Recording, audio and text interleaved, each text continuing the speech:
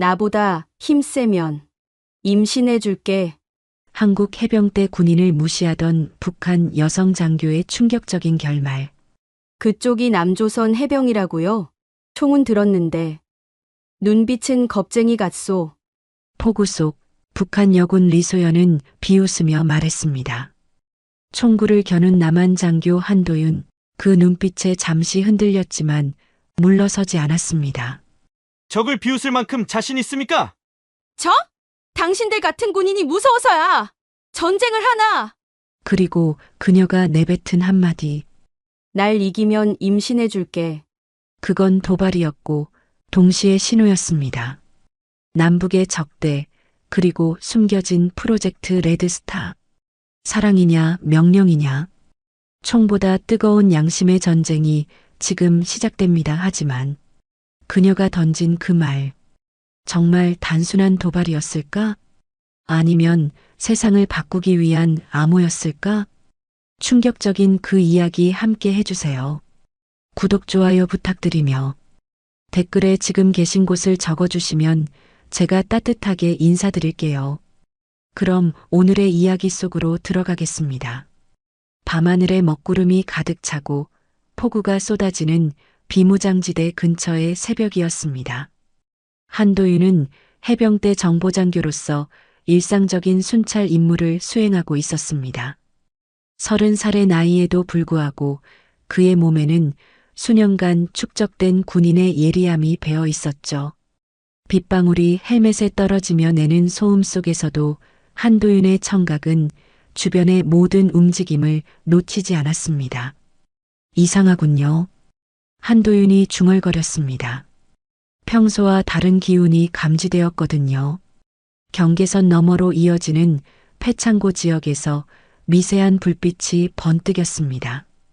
규정상 즉시 본부에 보고해야 했지만 한도윤은 먼저 직접 확인해 보기로 했습니다. 수년간의 경험이 말해주는 직감이었죠. 비가 더욱 세게 내리기 시작하면서 시야가 흐려졌지만 오히려 한도윤의 집중력은 더욱 날카로워졌습니다. 패창고에 가까워질수록 빗소리 사이로 희미한 발자국 소리가 들렸습니다. 한도윤은 숨을 죽이며 창고 입구로 다가갔습니다. 녹슨 철문 사이로 새어나오는 희미한 빛과 함께 무언가 움직이는 그림자가 보였어요. 심장이 빨라졌습니다. 이런 상황은 처음이 아니었지만 오늘 밤은 왠지 다른 기분이 들었거든요. 마치 운명이 그를 이곳으로 이끌고 있는 것 같았습니다. 철문을 조심스럽게 밀고 들어가자 한도윤의 눈앞에 펼쳐진 광경은 예상과 전혀 달랐습니다. 창고 한가운데에 북한군 여성이 서 있었어요. 26살 정도로 보이는 리소연은 군복을 입고 있었지만 일반적인 북한군과는 다른 분위기를 풍기고 있었습니다. 리소연의 손에는 권총이 들려 있었고 한도윤을 향해 겨누어져 있었죠. 하지만 리소연의 표정에는 적대감보다는 절망과 결심이 뒤섞인 복잡한 감정이 드러나 있었습니다. 손들어. 한도윤이 차분한 목소리로 말했습니다. 수많은 훈련을 통해 체득한 침착함이었어요. 한도윤은 동시에 리소연의 전체적인 모습을 빠르게 관찰했습니다. 군복은 젖어 있었고 머리카락에서는 빗물이 뚝뚝 떨어지고 있었어요. 리소연이 이곳에 온 지 꽤 시간이 흘렀다는 것을 알 수 있었죠. 그러나 리소연은 전혀 동요하지 않았습니다. 오히려 비웃는 듯한 표정을 지으며 대답했죠. 쏘면 당신도 끝이요. 리소연의 목소리에는 두려움보다는 확신이 담겨 있었습니다. 한도윤은 상황을 빠르게 분석했어요. 리소연의 자세와 총 잡는 법을 보니 상당한 훈련을 받은 것 같았습니다. 하지만 무언가 다른 점이 있었죠. 일반적인 적대감이나 공격성이 느껴지지 않았거든요. 마치 억지로 상황을 만들어가고 있는 것처럼 보였습니다. 두 사람은 몇 초간 서로를 바라보며 정적 속에 있었습니다. 폭우는 여전히 창고 지붕을 두드리고 있었고 그 소음이 긴장감을 더욱 높이고 있었어요. 한도윤은 리소연의 눈을 자세히 들여다보았습니다. 그 눈에는 공포보다 강한 결심이 서려 있었죠. 무언가 중요한 목적을 가지고 있다는 것이 분명했습니다. 리소연 역시 한도윤을 관찰하고 있었어요.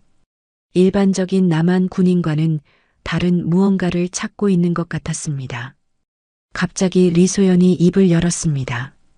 날 이기면 임신해 줄게. 완전히 예상 밖의 말이었어요. 한도윤은 순간 어이없어서 웃을 뻔했습니다. 이런 긴박한 상황에서 나올 수 있는 말이 아니었거든요. 하지만 동시에 이상한 떨림이 온몸을 지나갔습니다. 리소연의 말에는 농담이 아닌 진심이 담겨 있는 것 같았어요. 무엇을 의미하는 말인지 이해할 수 없었지만 분명히 깊은 의미가 있다는 것을 직감할 수 있었습니다.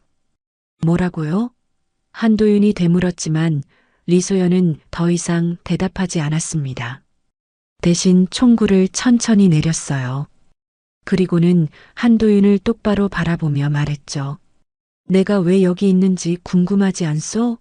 리소연의 목소리에는 절박함이 묻어 있었습니다. 마치 시간이 얼마 남지 않은 것처럼 급하게 말하고 있었어요. 한도윤은 혼란스러웠습니다. 이 여성은 분명 북한군이었지만 일반적인 침투나 정찰 임무와는 전혀 다른 행동을 보이고 있었거든요. 설명해 보세요. 한도윤이 신중하게 말했습니다. 총은 여전히 리소연을 향해 겨누고 있었지만 당장 쏠 생각은 없었어요. 무언가 더 큰 이야기가 있다는 것을 느꼈기 때문이었습니다. 난 탈북자가 아니오. 명령을 어기고 왔소. 리소연의 목소리에는 진지함이 묻어 있었어요. 전쟁을 멈추기 위해서요. 이 말을 들은 한도윤은 더욱 당황했습니다. 전쟁을 멈춘다는 것은 무슨 의미일까요? 현재 남북한은 휴전 상태였는데 무엇을 멈춘다는 것인지 이해할 수 없었어요. 리소연은 계속해서 한도윤의 반응을 살피고 있었습니다. 폭우는 점점 더 세게 쏟아지고 있었고 창고 밖에서는 천둥 소리가 울려 퍼졌습니다. 두 사람은 서로 다른 체제에서 태어나고 자랐지만 이 순간만큼은 같은 공간에서 같은 빗소리를 듣고 있었어요. 운명처럼 마주친 이 밤이 둘의 인생을 완전히 바꿔놓을 것이라는 사실을 아직 아무도 몰랐습니다. 창고 안의 정적 속에서 두 사람의 시선이 다시 한번 마주쳤습니다. 창고 안의 긴장감이 조금씩 누그러지면서 한도윤은 천천히 총구를 내렸습니다. 리소연의 말이 계속 머릿속을 맴돌고 있었어요. 전쟁을 멈춘다는 것, 그것이 도대체 무엇을 의미하는 걸까요? 폭우는 여전히 창고 지붕을 두드리고 있었고 두 사람 사이의 거리는 여전히 조심스러웠습니다.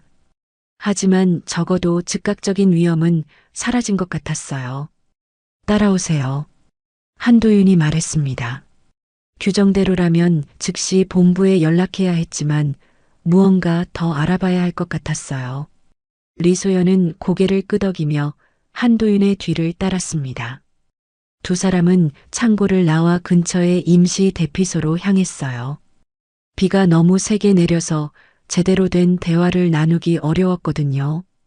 임시 대피소에 도착하자 한도윤은 리소연에게 의자를 권했습니다. 앉으세요.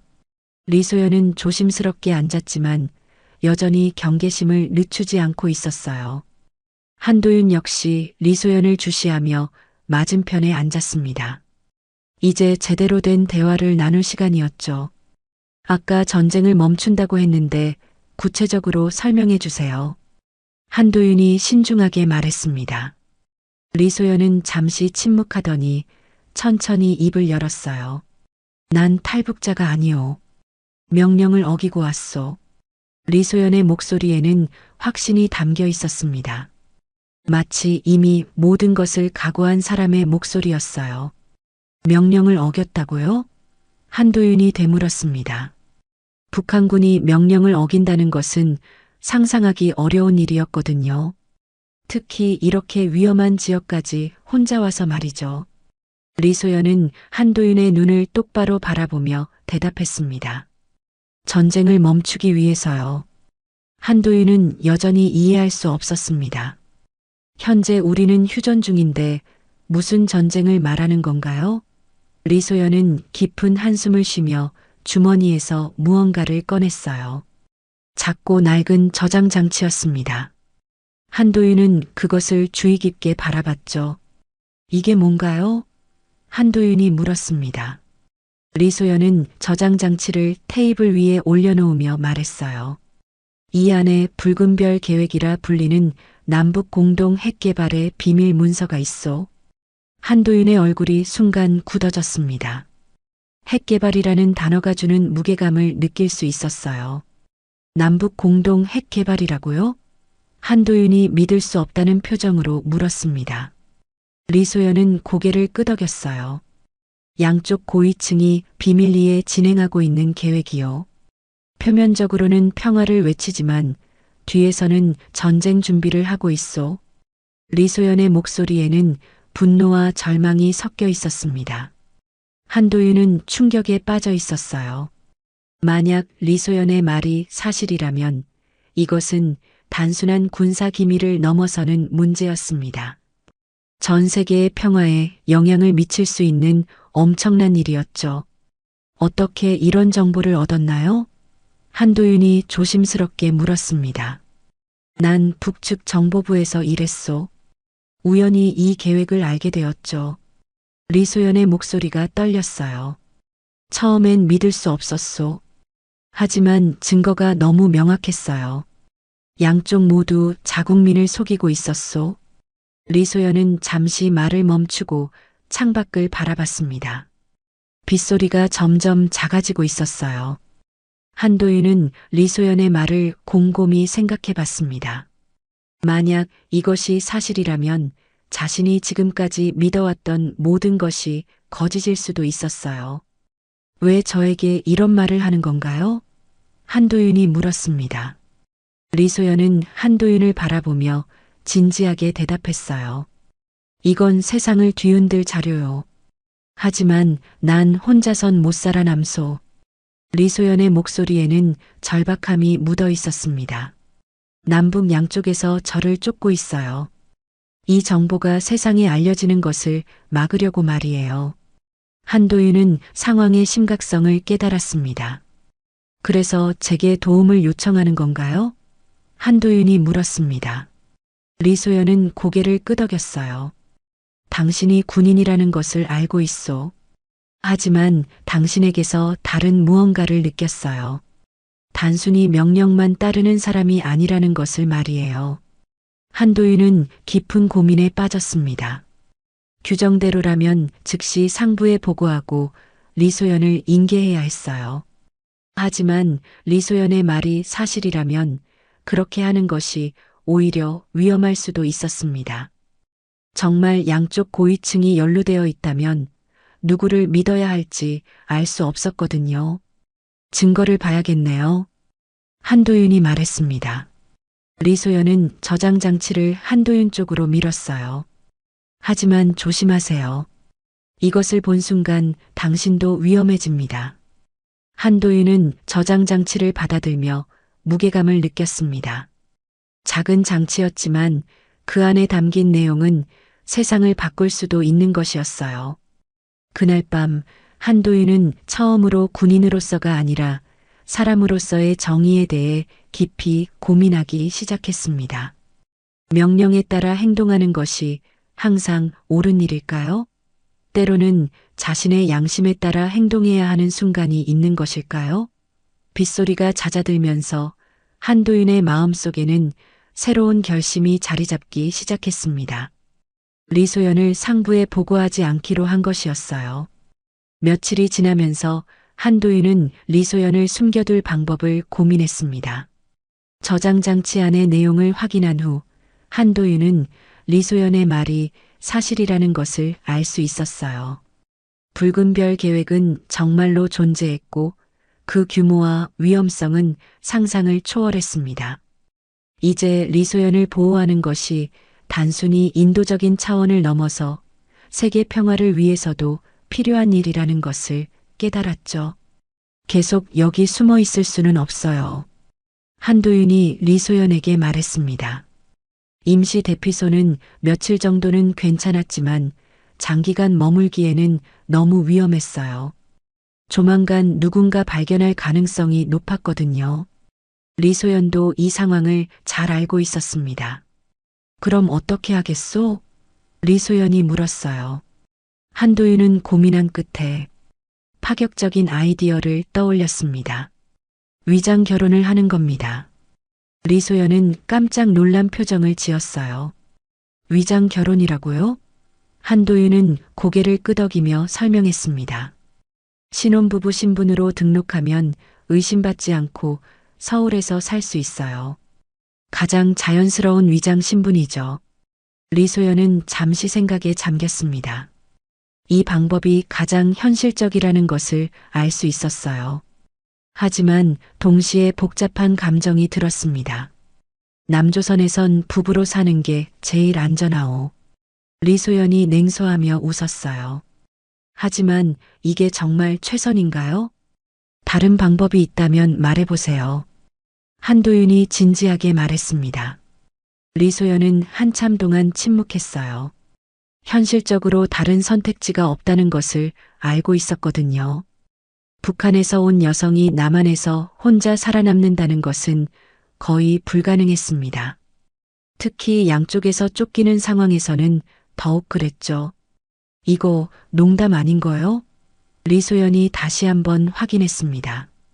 한도윤은 리소연의 눈을 똑바로 바라보며 대답했어요. 이젠 진심입니다. 한도윤의 목소리에는 확신이 담겨 있었습니다. 리소연을 보호하겠다는 결심이 확고해진 것이었죠. 며칠 후 한도윤은 필요한 서류 작업을 마쳤습니다. 군인으로서의 인맥과 영향력을 활용해서 리소연의 신분을 합법적으로 만들어냈어요. 리소연은 이제 공식적으로 한도윤의 아내가 되었습니다. 물론 서류상으로만 말이죠. 두 사람은 서울의 작은 빌라 2층으로 이사했습니다. 여기가 우리가 살 곳이에요. 한도윤이 말하며 문을 열었습니다. 작지만 깔끔한 투룸 구조의 집이었어요. 거실과 작은 주방, 그리고 2개의 방이 있었습니다. 리소연은 조심스럽게 집안을 둘러봤어요. 북한에서 살던 곳과는 완전히 다른 분위기였습니다. 방은 따로 쓸게요. 한도윤이 말했습니다. 리소연은 고개를 끄덕였어요. 비록 서류상 부부였지만 실제로는 서로를 보호하기 위한 동반자 관계였거든요. 하지만 같은 공간에서 생활한다는 것 자체가 두 사람에게는 낯설고 어색한 일이었습니다. 첫 며칠간은 정말 어색했습니다. 매일 아침 한도윤은 일찍 일어나서 출근 준비를 했고 리소연은 조심스럽게 집안에서 시간을 보냈어요. 두 사람은 필요한 대화만 나누었고 서로를 경계하며 지냈습니다. 한도윤은 여전히 리소연을 완전히 신뢰할 수 없었고 리소연도 한도윤의 진짜 의도를 파악하려고 노력했어요. 저녁 시간이 되면 분위기가 조금 달라졌습니다. 한도윤이 퇴근해서 돌아오면 리소연은 간단한 저녁을 준비해 놓고 있었어요. 고생하셨습니다.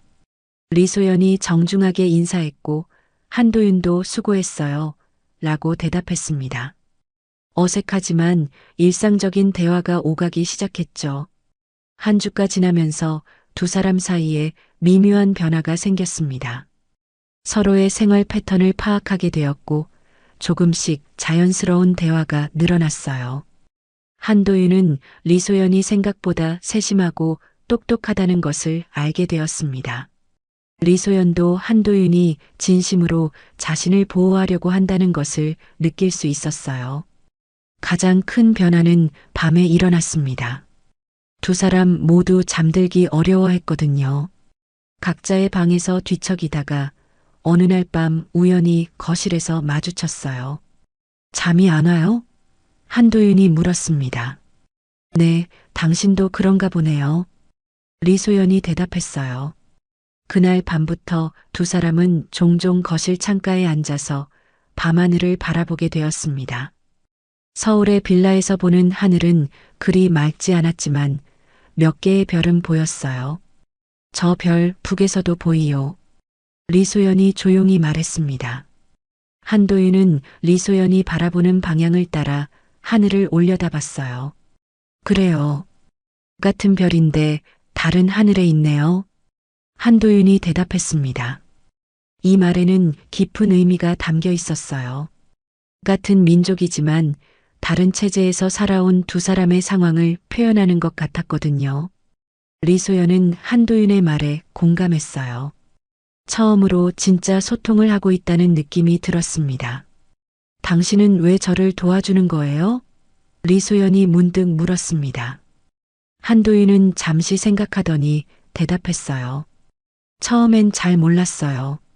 하지만 지금은 알 것 같아요. 옳은 일이라고 생각하거든요. 리소연은 한도윤의 진심을 느낄 수 있었습니다. 그날 밤 두 사람은 서로를 이해하기 시작했습니다. 적이었던 두 사람이 조금씩 동반자가 되어가고 있었어요. 하지만 여전히 위험은 도사리고 있었습니다. 붉은 별 계획을 둘러싼 음모는 계속 진행되고 있었고 언제 발각될지 모르는 상황이었거든요. 창밖의 별빛이 두 사람을 조용히 비추고 있었습니다. 평온했던 일상이 깨지기 시작한 것은 한 달 후였습니다. 한도윤이 출근길에 평소와 다른 시선을 느꼈어요. 누군가 자신을 감시하고 있다는 직감이 들었거든요. 지하철역에서, 카페에서, 심지어 부대 안에서도 낯선 사람들이 자주 눈에 띄었습니다. 처음엔 기분 탓이라고 생각했지만 며칠이 지나면서 확신으로 바뀌었어요. 정보가 새어나간 것 같아요. 한도윤이 집에 돌아와서 리소연에게 말했습니다. 리소연의 얼굴이 순간 굳어졌어요. 어떻게 알았소? 감시받고 있는 느낌이에요. 며칠째 계속요. 한도윤의 목소리에는 긴장감이 묻어 있었습니다. 두 사람이 가장 두려워했던 일이 현실이 되고 있었어요. 리소연은 창문 사이로 밖을 조심스럽게 내다봤습니다. 남북 양쪽에서 움직이고 있을 거예요. 이제 시간이 얼마 남지 않았소. 리소연의 목소리에는 절박함이 담겨 있었어요. 한도윤은 빠르게 상황을 정리했습니다. 혼자서는 이 위기를 헤쳐나갈 수 없다는 것을 깨달았죠. 도움이 필요해요. 한도윤이 말했습니다. 믿을 만한 사람들을 찾아야 해요. 리소연은 걱정스러운 표정을 지었어요. 누구를 믿을 수 있겠소? 이런 상황에서요. 한도윤은 잠시 생각하더니 두 명의 이름을 떠올렸습니다. 해병대 동기이자 현재 기자로 일하고 있는 박태린, 그리고 사이버 전문가인 정현수 중사였어요. 다음 날 한도윤은 박태린을 만나기 위해 신촌의 한 카페로 향했습니다. 박태린은 이미 자리에 앉아 있었어요. 29살의 박태린은 예전과 달리 성숙한 모습이었지만 여전히 날카로운 눈빛은 그대로였습니다. 오랜만이네요, 도윤 씨. 박태린이 미소를 지으며 인사했어요. 태린 씨, 급한 일이 있어서 연락했어요. 한도윤이 진지한 표정으로 말했습니다. 박태린은 한도윤의 표정을 보고 분위기를 파악했어요. 무슨 일인데요? 한도윤은 주변을 살피고 나서 조심스럽게 입을 열었습니다. 큰 이야기예요. 여기서 말하기는. 박태린은 한도윤의 상황을 이해했습니다. 제 사무실로 가요. 두 사람은 카페를 나와 박태린의 개인 사무실로 향했어요. 작지만 아늑한 공간이었습니다. 벽에는 박태린이 쓴 기사들이 걸려 있었고 책상 위에는 각종 자료들이 정리되어 있었어요.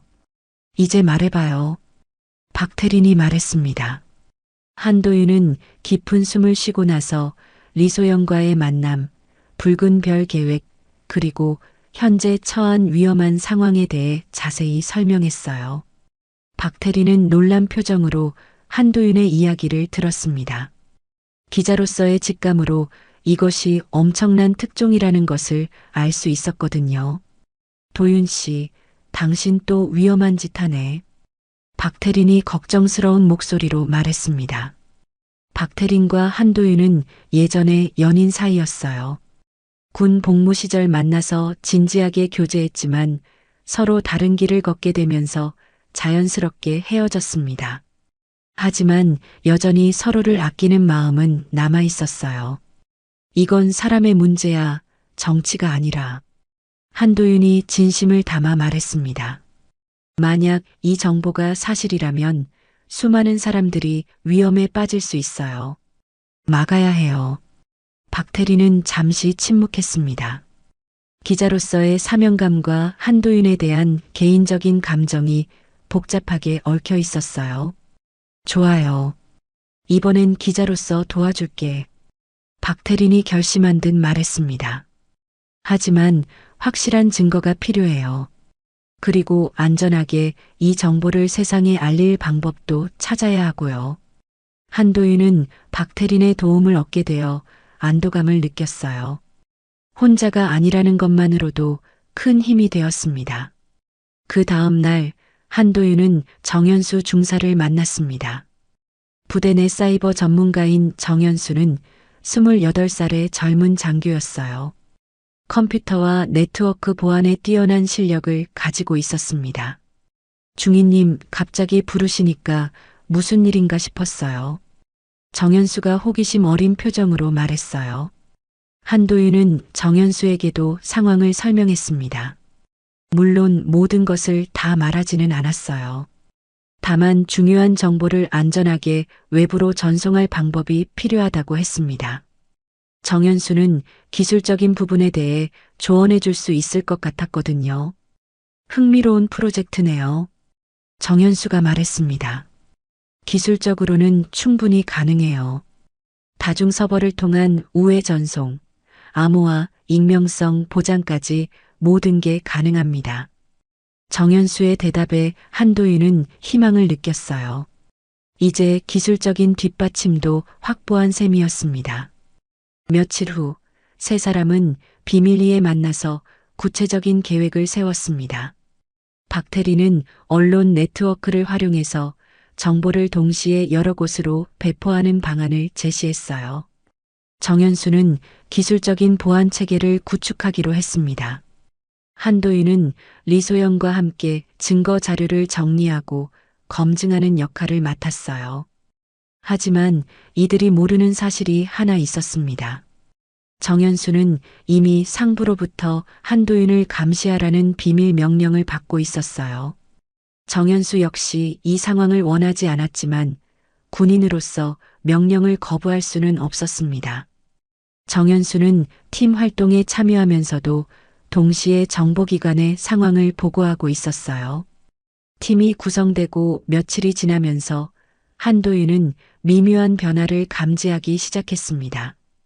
감시의 강도가 더욱 강해진 것 같았어요. 마치 누군가 내부 정보를 알고 있는 것처럼 느껴졌습니다. 하지만 아직 확신할 수는 없었죠. 시간은 흘러가고 있었고 위험은 점점 더 가까워지고 있었습니다.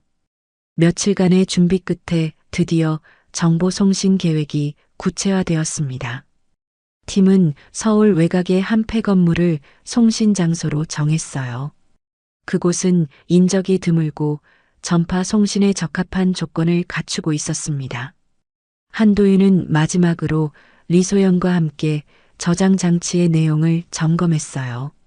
붉은 별 계획의 모든 증거가 완벽하게 정리되어 있었습니다. 오늘 밤이면 모든 게 끝나요. 한도윤이 리소연에게 말했습니다. 리소연은 긴장한 표정으로 고개를 끄덕였어요. 정말 성공할 수 있을까요? 리소연의 목소리에는 불안감이 묻어 있었습니다. 지난 몇 주간 이들을 쫓는 추격의 강도가 점점 심해지고 있었거든요. 저녁 8시 팀원들이 하나둘씩 약속 장소에 모이기 시작했습니다. 박태리는 노트북과 각종 통신 장비를 가져왔어요. 해외 언론사 서버 접속 준비 완료했어요. 박태린이 전문가다운 모습으로 말했습니다. 정현수는 복잡한 암호화 프로그램과 우회 네트워크 시스템을 설치했어요. 기술적 준비는 끝났습니다. 중위님. 한도윤은 팀원들을 바라보며 마지막 점검을 했습니다. 모든 준비가 완료된 것 같네요. 그럼 시작하겠습니다.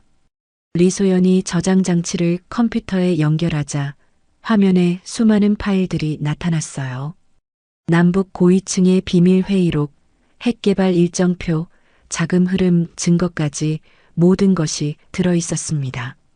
박태리는 해외 언론 네트워크와의 연결을 시작했어요. 연결 중입니다. 조금만 기다려 주세요. 컴퓨터 화면에는 접속 진행률이 표시되고 있었습니다. 60%, 70%, 80% 모든 것이 순조롭게 진행되는 것처럼 보였어요. 하지만 그 순간 건물 밖에서 이상한 소음이 들렸습니다. 뭔가 이상해요. 한도윤이 귀를 기울이며 말했습니다. 발자국 소리가 여러 방향에서 들려오고 있었어요. 너무 조용히, 너무 신중하게 움직이는 소리였습니다. 한도윤의 군인으로서의 직감이 위험을 감지했어요. 모두 조심하세요. 갑자기 건물 곳곳에서 강한 빛이 비쳐들었습니다. 서치라이트였어요. 동시에 확성기에서 목소리가 울려 퍼졌습니다. 건물 안의 모든 사람은 즉시 손을 들고 나와라. 매복이었습니다. 한도윤의 팀은 완전히 포위당한 상황이었어요. 어떻게 우리 위치를 알았지? 박태린이 당황하며 말했습니다. 한도윤도 혼란스러웠어요. 계획은 완벽했고 보안도 철저했는데 어떻게 발각되었을까요? 그때 리소연이 한도윤을 끌어당기며 급하게 말했습니다. 당신 부하가 팔았소. 도윤 씨, 그럴 리가. 한도윤이 믿을 수 없다는 표정으로 말했습니다. 하지만 리소연의 시선이 향한 곳을 보자 한도윤의 얼굴이 굳어졌어요. 정현수가 조용히 권총을 꺼내고 있었습니다. 총구는 한도윤을 향해 있었어요. 현수야, 너 뭐 하는 거야? 정현수의 얼굴에는 괴로운 표정이 떠올랐습니다. 죄송합니다, 중위님. 난 명령을 따를 뿐입니다. 정현수의 목소리는 떨리고 있었어요. 원하지 않는 일이라는 것이 분명했지만 어쩔 수 없는 상황이었습니다. 처음부터 상부에서 중위님을 감시하라고 했어요.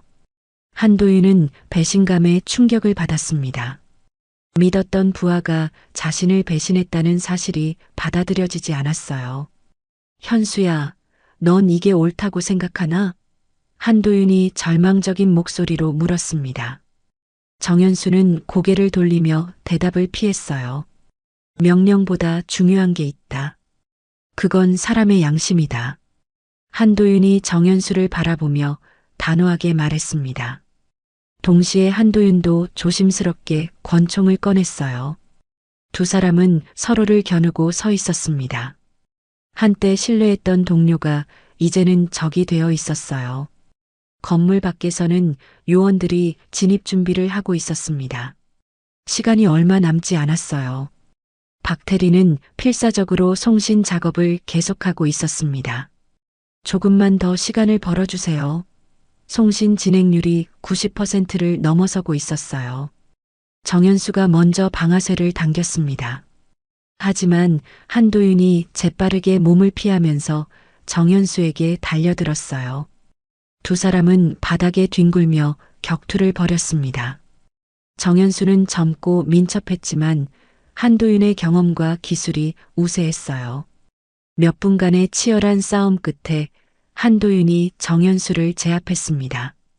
정현수는 바닥에 쓰러져 의식을 잃었어요.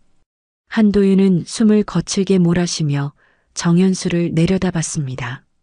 가슴이 아팠어요. 믿었던 부하를 직접 쓰러뜨려야 했다는 것이 견디기 어려웠습니다. 하지만 지금은 감상에 빠져 있을 시간이 없었어요. 송신 완료. 박태린이 외쳤습니다. 컴퓨터 화면에는 전송 성공이라는 메시지가 떠 있었어요. 붉은 별 계획의 모든 증거가 해외 언론사들에게 전송되었습니다. 하지만 기쁨도 잠시 요원들이 건물 안으로 진입하기 시작했어요. 빨리 나가야 해요. 한도윤이 외쳤습니다. 리소연과 박태리는 장비를 챙기며 비상구로 향했어요. 한도윤은 마지막으로 쓰러진 정연수를 바라봤습니다. 복잡한 감정이 교차했지만 이제 돌아볼 시간이 없었어요. 세 사람은 건물 뒤편으로 탈출했습니다. 어둠 속에서 추격전이 시작되었어요. 총성이 울려 퍼지고 서치라이트가 사방을 비췄습니다.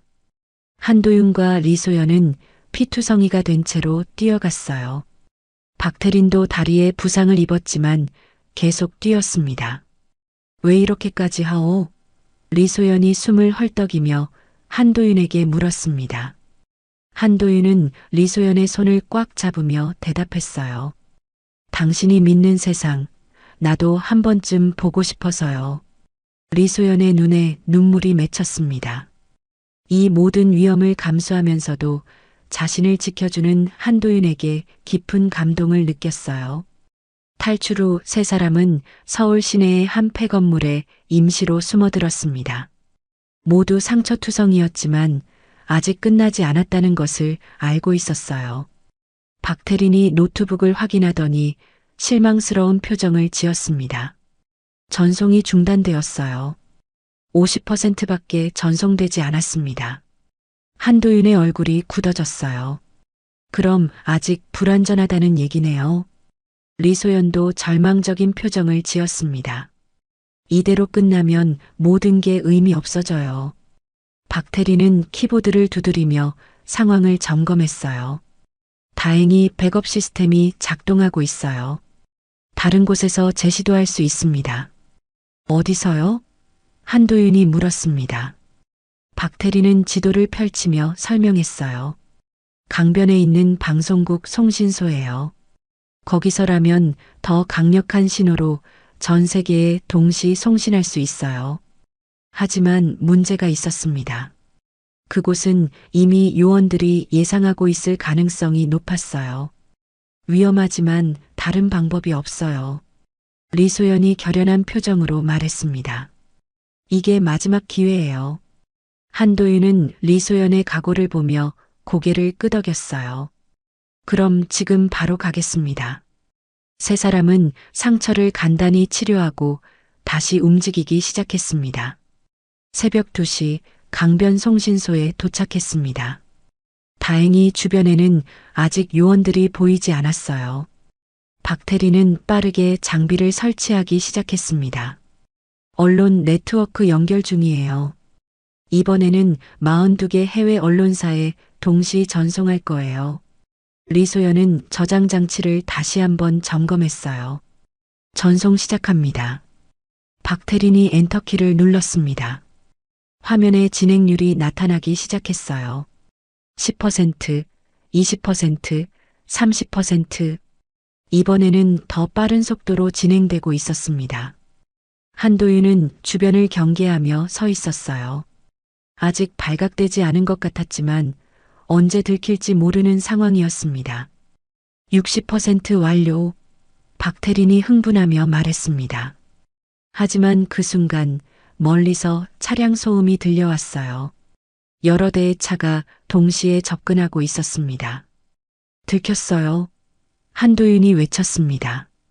요원들이 송신소를 포위하기 시작했어요. 80%까지 왔어요.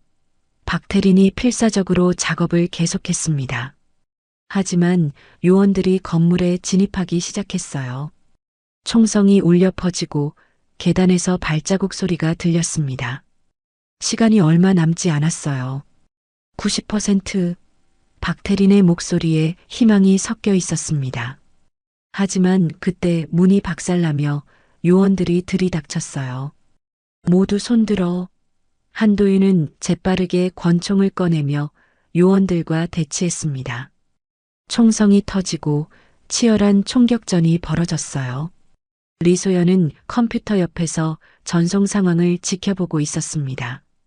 95%, 96%, 97%. 거의 다 왔어요. 하지만 총알이 컴퓨터 근처로 날아오고 있었습니다. 전송선이 끊어질 위험이 있었어요. 민재 씨, 이게 내 마지막 임무요. 리소연이 한도윤을 바라보며 말했습니다. 리소연은 자신의 몸으로 컴퓨터와 전송선을 보호하려고 했어요. 함께 가요.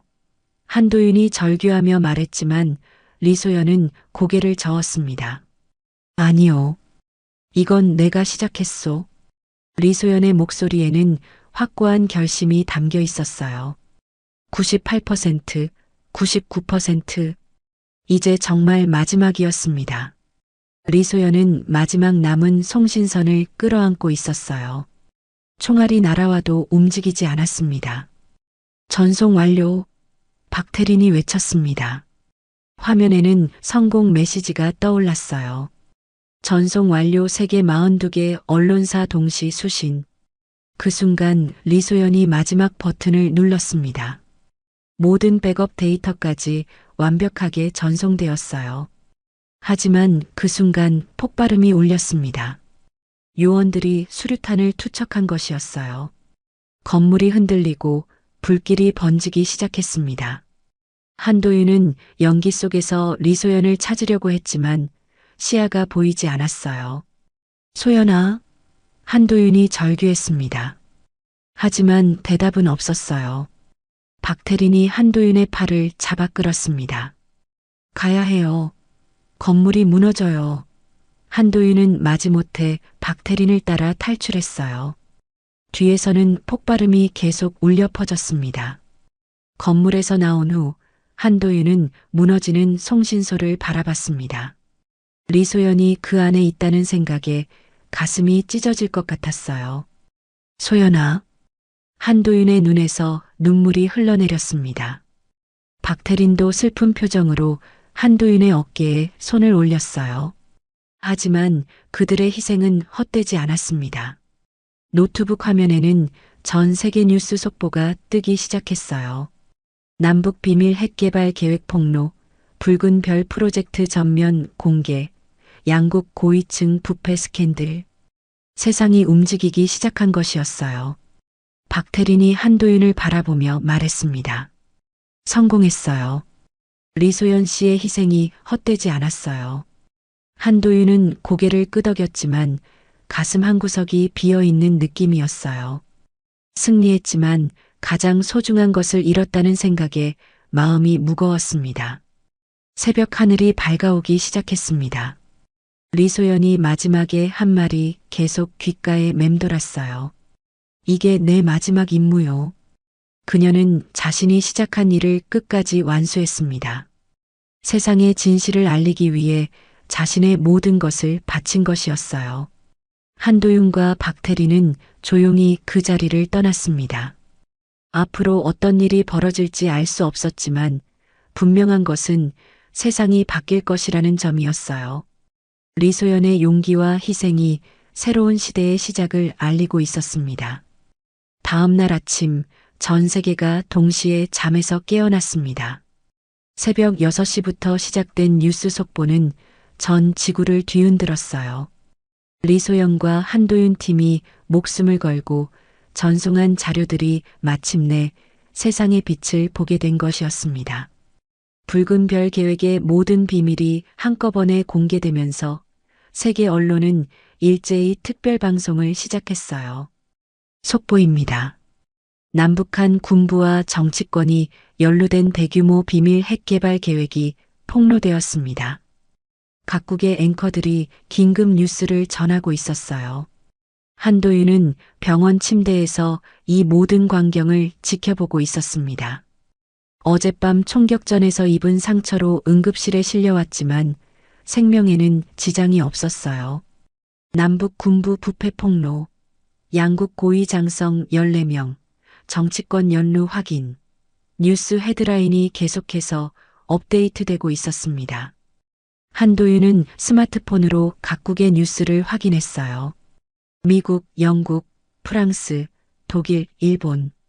전 세계 주요 언론사들이 동시에 같은 내용을 보도하고 있었습니다. 박태리는 뉴스룸에서 바쁘게 움직이고 있었어요. 이번 특종의 중심에 서 있었지만 개인적인 기쁨보다는 무거운 책임감을 느끼고 있었습니다. 전쟁의 배후는 체제 아닌 탐욕이었다. 박태린이 직접 작성한 기사가 메인 헤드라인에 올라갔어요. 리소연의 이름은 어디에도 없었습니다. 박태린과 한도윤이 의도적으로 그녀의 신원을 보호한 것이었어요. 대신 익명의 제보자라고만 표현되어 있었습니다. 한도윤은 이것이 리소연이 원했던 바라는 것을 알고 있었어요. 그녀는 처음부터 자신의 명예나 인정을 바라지 않았거든요. 오후 2시 박태리는 긴급 기자회견을 열었습니다. 전국의 기자들이 몰려들었고 해외 언론사들도 중계방송을 시작했어요. 이번 폭로의 신빙성에 대해 어떻게 생각하십니까? 한 기자가 질문했습니다. 박태리는 차분하게 대답했어요. 모든 자료는 관련 전문가들의 검증을 거쳤습니다. 위조나 조작의 흔적은 전혀 발견되지 않았어요. 박태린의 목소리에는 확신이 담겨 있었습니다. 제보자의 신원에 대해서는 보안상 공개할 수 없지만 충분히 신뢰할 만한 출처임을 보장합니다. 제보자는 현재 어디에 있습니까? 또 다른 기자가 물었습니다. 박태리는 잠시 침묵했어요. 리소연의 생사를 알 수 없는 상황에서 대답하기 어려운 질문이었습니다. 제보자의 안전을 위해 구체적인 사항은 말씀드릴 수 없습니다. 이 사건이 남북 관계에 미칠 영향은 어떻게 보십니까? 중요한 질문이 나왔어요. 박태리는 깊은 숨을 쉬고 나서 대답했습니다. 진실이 밝혀졌다고 해서 남북 관계가 악화되어야 한다고 생각하지 않아요. 오히려 이번 기회에 양쪽 모두 진정한 평화를 위한 길을 찾을 수 있을 것입니다. 기자회견 마지막에 박태리는 특별한 메시지를 전했습니다. 진실은 이름이 필요 없습니다. 누군가의 용기로 세상은 바뀝니다. 박태린의 목소리가 떨렸어요. 리소연을 생각하고 있었거든요. 이번 폭로가 가능했던 것은 정의를 위해 모든 것을 바친 분들의 희생 때문입니다. 같은 시간 남북한 정부는 비상사태에 돌입했습니다. 청와대에서는 긴급 국무회의가 열렸고 북한도 특별회의를 소집했어요. 양쪽 모두 사태의 심각성을 인식하고 있었습니다. 더 이상 숨길 수도 부인할 수도 없는 상황이 된 것이었어요. 오후 4시 남한 정부가 먼저 공식 입장을 발표했습니다. 관련 의혹에 대해 철저히 수사하겠습니다. 만약 사실로 확인되면 엄중하게 처벌하겠습니다. 국방부 장관과 정보기관 관계자들이 즉시 조사를 받기 시작했어요. 북한도 몇 시간 후 이례적인 성명을 발표했습니다. 반역적 행위에 연루된 모든 인물을 색출하여 엄벌에 처할 것이다. 양쪽 모두 자국 내 연루자들을 처벌하겠다는 의지를 보였어요. 국제사회의 압력을 의식한 조치였습니다. 저녁 뉴스에서는 더욱 구체적인 내용들이 공개되었습니다. 붉은 별 계획에 연루된 인물들의 명단, 비밀회의 장소, 자금 흐름까지 모든 것이 상세히 보도되었어요. 한도윤은 이 모든 것을 보면서 리소연을 생각했습니다. 그녀의 용기가 이런 결과를 만들어낸 것이었어요. 국제사회도 즉각 반응했습니다. 유엔 안전보장이사회는 긴급회의를 소집했고 미국과 중국도 성명을 발표했어요. 한반도의 평화와 안정을 위해 모든 노력을 다하겠다는 내용이었습니다. 전 세계가 이 사건에 주목하고 있었어요. 그날 밤 남북한은 동시에 붉은 별 계획의 전면 폐기를 선언했습니다. 해당 계획은 즉시 중단되며 관련 시설과 자료는 모두 폐기될 것입니다. 국제감시단의 참관하에 폐기 작업이 진행될 예정이었어요. 한도윤은 병원 창문으로 밤하늘을 바라봤습니다. 별들이 반짝이고 있었어요. 리소연이 말했던 그 별들이었습니다. 저 별 북에서도 보이요. 그녀의 목소리가 귓가에 맴돌았어요. 이제 그 별들은 분단이 아니라 평화의 상징이 되어야 한다고 생각했습니다. 다음 날부터 본격적인 수사가 시작되었습니다. 남북 양쪽에서 관련자들이 연행되었고 국제 공조 수사도 시작되었어요. 붉은 별 계획에 연루된 모든 인물들이 법의 심판을 받게 될 것이었습니다. 리소연의 희생이 헛되지 않았다는 것을 보여주는 결과였어요. 1년이 흘렀습니다. 강릉의 작은 해안 마을, 그곳에는 어부로 일하는 한도윤이 있었어요. 세상을 뒤흔들었던 붉은 별 계획 폭로 사건 이후 한도윤은 군을 전역하고 조용한 어촌 마을에 정착했습니다. 매일 새벽 붉은 해가 수평선 너머로 떠오를 때면 한도윤은 바다를 바라보며 리소연을 떠올렸어요. 작은 어선에서 그물을 정리하던 한도윤은 하늘을 올려다봤습니다. 구름 사이로 아침 햇살이 비치고 있었어요. 1년 전 그날 밤 이후로 리소연의 생사를 알 수 없었습니다. 송신소가 폭발할 때 그녀가 그 안에 있었다는 것이 마지막 기억이었거든요. 한도윤은 매일 아침 바다에 나가면서 그녀를 위해 조용히 기도했어요. 마을 사람들은 한도윤을 성실한 어부로 알고 있었습니다. 과거에 대해서는 아무도 묻지 않았어요. 서울에서 온 젊은 남자가 갑자기 어부가 되었다는 것이 조금 이상했지만 마을 사람들은 각자의 사연이 있을 것이라고 생각했습니다. 한도윤도 점차 평범한 일상에 적응해 가고 있었어요. 하지만 밤이 되면 여전히 그녀가 그리웠습니다.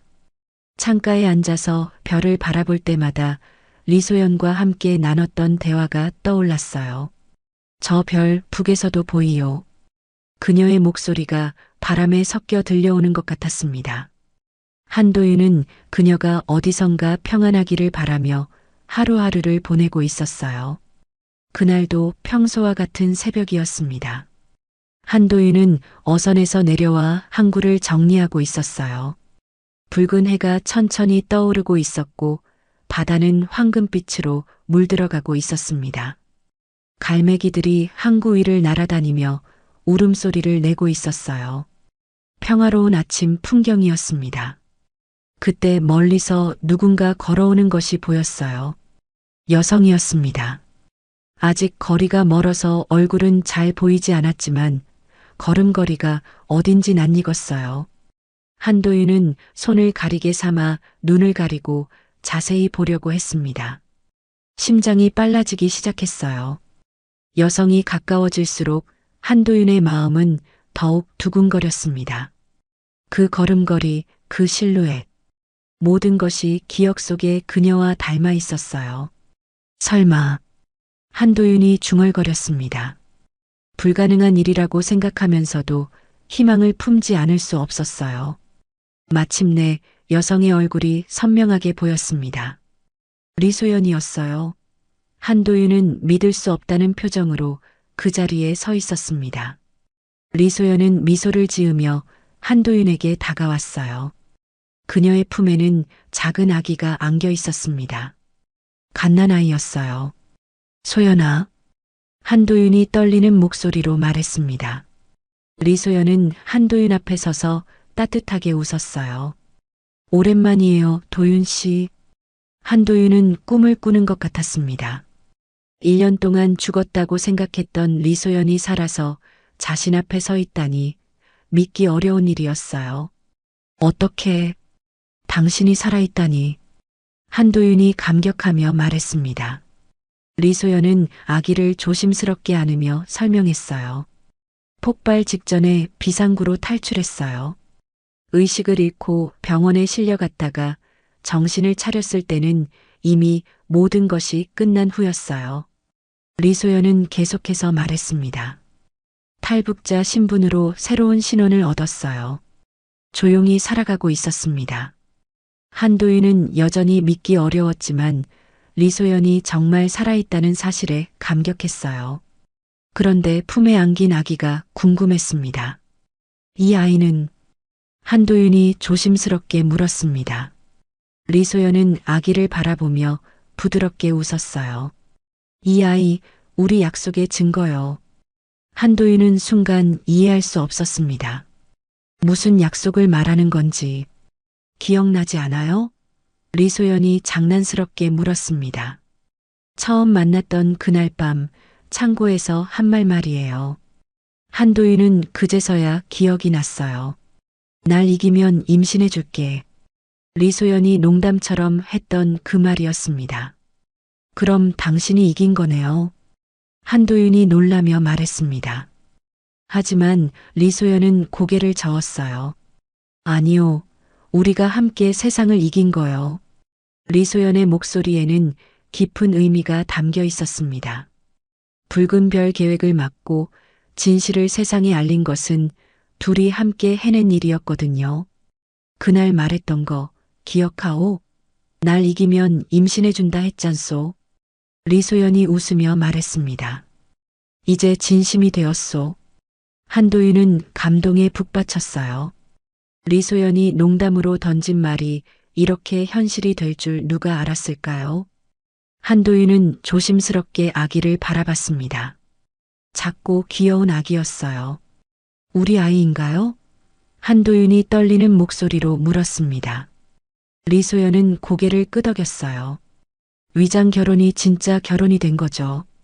두 사람은 서로를 바라보며 웃었습니다. 그때 바다 위로 붉은 빛이 더욱 강하게 번지기 시작했어요. 태양이 완전히 떠오르면서 온 세상을 붉게 물들이고 있었습니다. 하늘에는 새벽별 하나가 아직도 반짝이고 있었어요. 한도윤은 그 별을 바라보며 말했습니다. 저 별을 뭐라고 부를까요? 리소연도 하늘을 올려다봤어요. 붉은 별이라고 하면 어때요? 프로젝트 레드스타. 한도윤은 고개를 끄덕였습니다. 좋은 이름이네요. 하지만 이젠 의미가 완전히 바뀌었어요. 맞아요. 리소연이 동의했습니다. 이젠 그것은 전쟁의 별이 아니라 사랑과 진실의 상징이에요. 두 사람은 아기와 함께 붉은 바다를 바라봤습니다. 새로운 시작이었어요. 고통스러웠던 과거는 뒤로하고 평화로운 미래를 향해 나아가는 첫걸음이었습니다. 바다에서 불어오는 바람이 세 사람을 감쌌습니다. 갈매기들의 울음소리와 파도 소리가 조화를 이루며 아름다운 아침을 만들어가고 있었어요. 한도윤과 리소연은 서로의 손을 꽉 잡았습니다. 이제 진짜 가족이 된 것이었어요. 달빛 인생사연은 감동 오디오북으로 인생사연과 공감 이야기를 전해드립니다. 구독과 좋아요로 더 많은 인생사연과 공감 이야기를 만나보세요. 지금 듣고 계신 장소를 댓글로 남겨주시면 제가 반갑게 인사드리겠습니다. 오늘도 함께 해주셔서 감사합니다.